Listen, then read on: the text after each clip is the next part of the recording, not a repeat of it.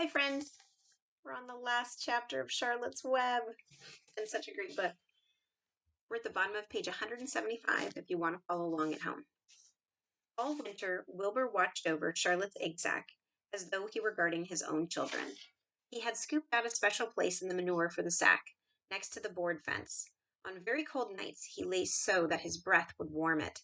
For Wilbur, nothing in life was so important as this small round object. Nothing else mattered. Patiently he waited at the end of winter and the coming of the little spiders. Life is always a rich and steady time when you're waiting for something to happen or to hatch. The winter ended at last. I heard the frog say, said the old sheep one evening, "Listen, you can hear them now." Wilbur stood still and cocked his ears. From the pond, in a shrill chorus, came the voices of hundreds of little frogs. "Springtime," said the old sheep thoughtfully. "Another spring." As she walked away, Wilbur saw a new lamb following her. It was only a few hours old. The snows melted and ran away. Streams and ditches bubbled and chattered with rushing water. A sparrow with a streaky breast arrived and sang. The light strengthened, and the mornings came sooner. Almost every morning there was another new lamb in the sheepfold. The goose was sitting on 9 eggs. The sky seemed wider, and a warm wind blew. The last remaining strands of Charlotte's old web floated away and vanished. One fine sunny morning after breakfast, Wilbur stood watching his precious sack. He wasn't thinking of anything much, and as he stood there, he noticed something move. He stepped closer and stared, and a tiny spider crawled out of the sack. It was no bigger than a grain of sand, no bigger than the head of a pin. Its body was gray with a black stripe underneath. Its legs were gray and tan. It looked just like Charlotte. Wilbur trembled all over when he saw it. The little spider waved at him. Then Wilbur looked more closely, and 2 more little spiders crawled out and waved. They climbed around and around on the sack, exploring their new world. And then 3 more little spiders. Then 8, then 10. Charlotte's children were here at last. Wilbur's heart pounded. He began to squeal. Then he raced in circles, kicking up manure into the air. Then he turned a backflip, and then he planted his front feet and came to a stop in front of Charlotte's children. "Hello there," he said. The first spider said hello, but its voice was so small that Wilbur couldn't hear it. "I am an old friend of your mother's," said Wilbur. "I am glad to see you. Are you all right? Is everything all right?" The little spiders waved their forelegs at him. Wilbur could see by the way that they acted that they were glad to see him. "Is there anything I can get you? Is there anything you need?" Young spiders just waved, and for several days and several nights they crawled here and there, up and down, around and about, waving at Wilbur, trailing tiny drag lines behind them and exploring their home. There were dozens and dozens of them. Wilbur couldn't count them, but he knew that he had a great many new friends. They grew quite rapidly, and soon each was as big as a BB shot. Maybe that big. They made tiny webs near the sack. Then came a quiet morning when Mr. Zuckerman opened a door on the north side, and a warm draft of rising air blew softly through the barn cellar. The air smelled of the damp earth, of the spruce woods, and of the sweet springtime. The baby spiders felt the warm updraft. One spider climbed to the top of the fence. Then it did something that came as a great surprise to Wilbur.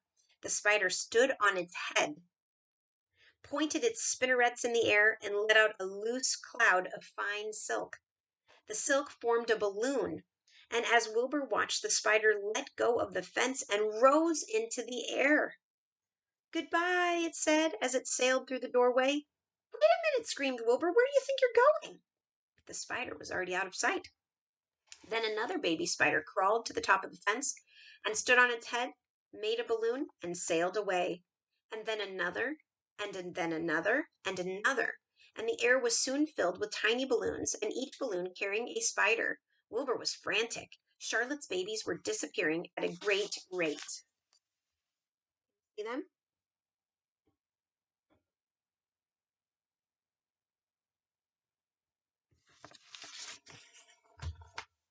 "Come back, children," he cried. "Goodbye," they called. "Goodbye, goodbye." At last, one little spider took time enough to stop and talk to Wilbur before making its balloon.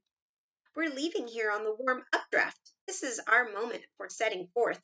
We are aeronauts, and we are going out into the world to make webs for ourselves. But where? Asked Wilbur. Wherever the wind takes us. High, low, near, far, east, west, north, south. We take to the breeze. We go as we please. Are all of you going? Asked Wilbur. You can't all go. I would be left alone with no friends. Your mother wouldn't want that to happen, I'm sure. The air was now so full of balloonists that the barn cellar looked almost as though a mist had gathered. Balloons by the dozen were rising, circling, and drifting away through the door, sailing off on the gentle wind. Cries of "Goodbye, goodbye, goodbye" came weakly to Wilbur's ears. He couldn't bear to watch any more, so in sorrow he sank to the ground and closed his eyes. This seemed like the end of the world, to be deserted by Charlotte's children. Wilbur cried himself to sleep. When he woke, it was late afternoon, and he looked at the egg sack and it was empty, and he looked into the air and the balloonists were gone. And then he walked drearily to the doorway where Charlotte's Web used to be. He was standing there, thinking of her, when he heard a small voice. "Salutations," it said. "I'm up here." "So am I," said another tiny voice. "So am I," said a third voice. "Three of us are staying. We like this place, and we like you." Wilbur looked up, and at the top of the doorway, three small webs were being constructed, and on each web, working busily, was one of Charlotte's daughters. Can you see the three webs? Those are the spiders that are going to stay.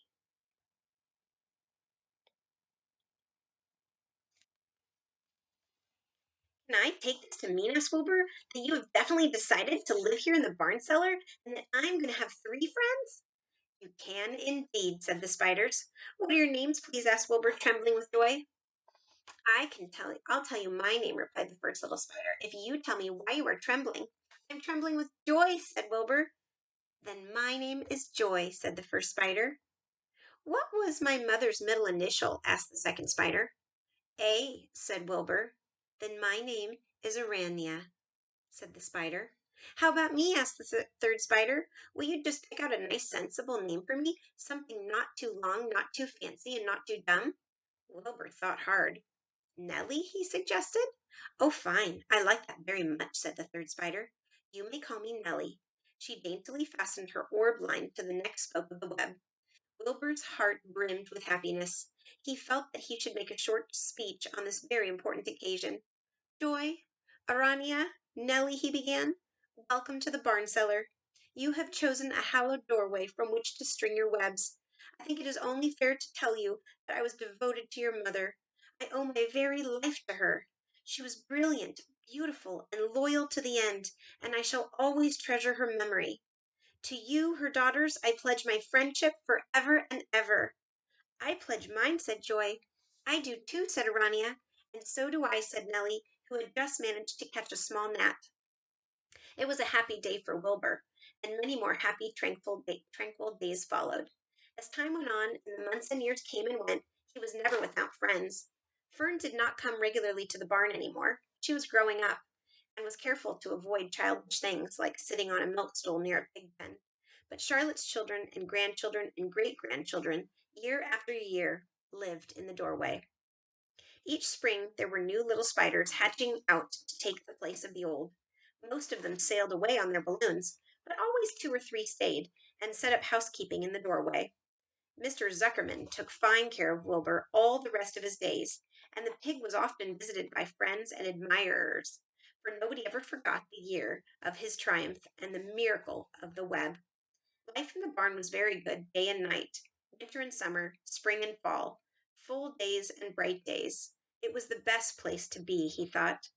This warm, delicious cellar, with the garrulous geese, the changing seasons, the heat of the sun, the passage of the swallows, the nearness of rats, the sameness of sheep, the love of spiders, the smell of manure, and the glory of everything. Wilbur never forgot Charlotte.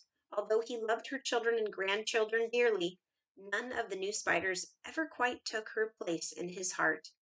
She was in a class by herself, and it is not often that someone comes along who is a true friend and a good writer, and Charlotte was both. The end. Best book ever. I hope you enjoyed Charlotte's Web by E.B. White. I know I sure did. One of my favorite stories of all time.